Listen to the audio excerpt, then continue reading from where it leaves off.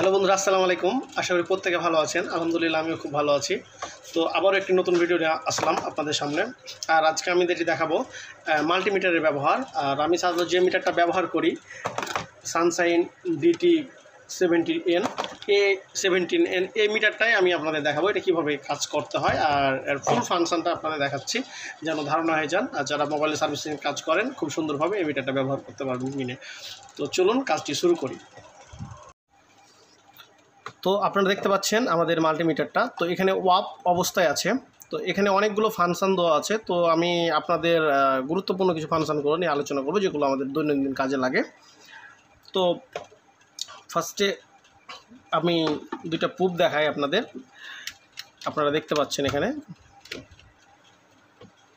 একটা রেড একটা ব্ল্যাক।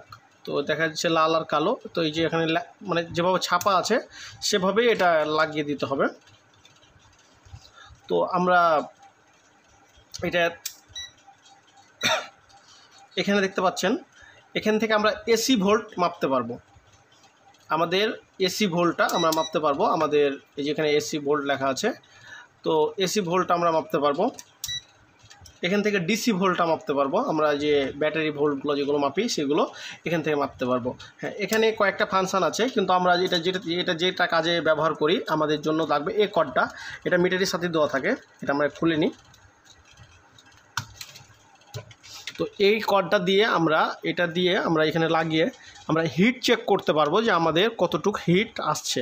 মানে এটা হলো আপনার থার্মিস্টার বলতে পারেন, থার্মিস্টার। এখানে হিট মানে আপনার দেখা যাচ্ছে একটা হট গানে কতটুকু হিট ছাড়ছে আপনার এটা দিয়ে পরীক্ষা করতে পারবেন। তো এটা হলো। আর সবচেয়ে আমরা যেটা গুরুত্বপূর্ণ, আমরা সবচেয়ে বেশি যেটা ব্যবহার করি সেটা হচ্ছে এই যে এপুবটা। তো এটা আমরা আমরা সার্ভিসিংয়ের কাজে সবচেয়ে বেশি ব্যবহার করি। আর এটার কাজটা কি, এখানে মোট 4টা এতে যাওয়া যায়। তো এটা হলো বাজার মোড।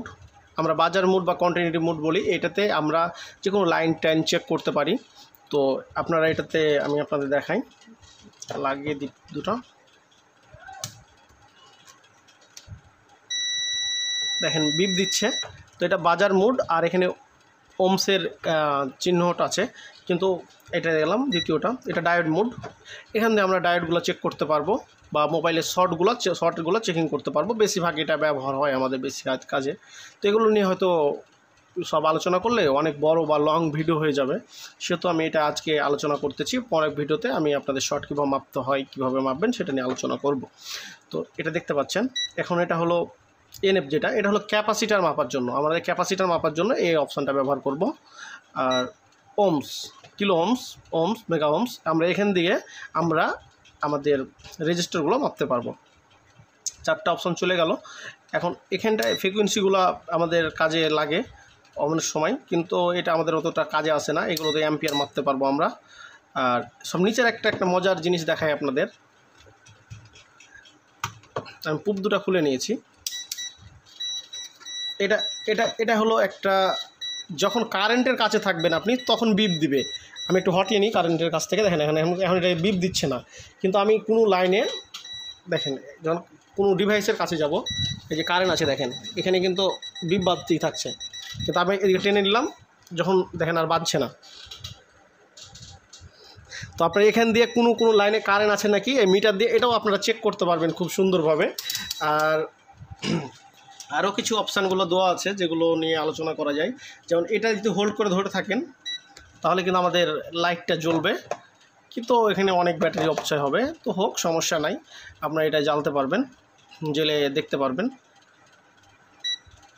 তো আরও অনেক যে কাজগুলো, বিস্তারিত কাজগুলো আছে সেগুলো নিয়ে আমি পরবর্তীতে ভিডিওতে স্টেপ বাই স্টেপ প্রত্যেকটা ফাংশনে কীভাবে চেক করতে হয় এগুলো নিয়ে আলোচনা করব। আজকে শুধু এটুকুই, আপনার অপশানের কাজ কি কোনটা আমি একটু দেখানোর চেষ্টা করলাম। আশা করি ভিডিওটা যদি ভালো লাগে অবশ্যই লাইক করেন, কমেন্ট করেন, আমার চ্যানেলটিকে সাবস্ক্রাইব করে আমার সাথে থাকবেন। ধন্যবাদ।